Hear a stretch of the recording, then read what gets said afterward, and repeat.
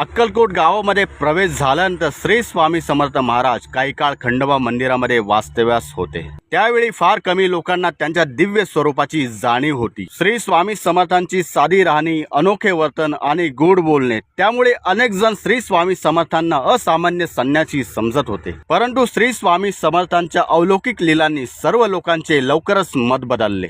श्री स्वामी समर्थ महाराज खंडोबा मंदिरामध्ये वास्तव्यास असताना घडलेली चिलीमची लीला विशेष प्रसिद्ध मानली जाते। ज्यांनी हे विश्व निर्माण केले, संपूर्ण ब्रह्मांडाचे नायक, त्यांची परीक्षा घेणे इतके सोपे नव्हते। परंतु काही लोकांनी श्री स्वामी समर्थांना असामान्य संन्यासी समजून ही चूक केली आणि एके दिवशी काही लोक स्वामींची परीक्षा घेण्याच्या हेतूने स्वामींच्या जवळ आले। त्या लोकांनी स्वामींना मुद्दामून चिलीम दिली आणि ती पेटवण्यासाठी आवश्यक असलेला अंगार, आग किंवा काडी यापैकी काहीच नव्हते। उपस्थित लोकांच्या मनात ही शंका होती, आता ही चिलीम बिना आग बिना काडीची कशी पेटणार? आणि काही लोकांना असेही वाटत होते, आता यामुळे स्वामींना अडचणीमध्ये आणता येईल।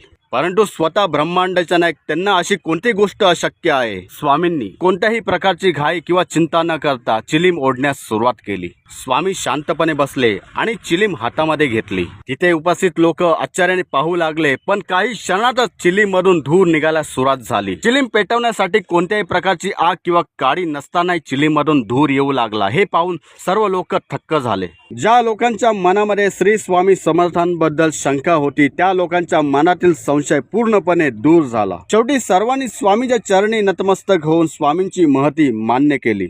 या घटनेनंतर अक्कलकोटमध्ये श्री स्वामी समर्थांच्या चमत्काराबद्दल चर्चा सर्वत्र पसरली।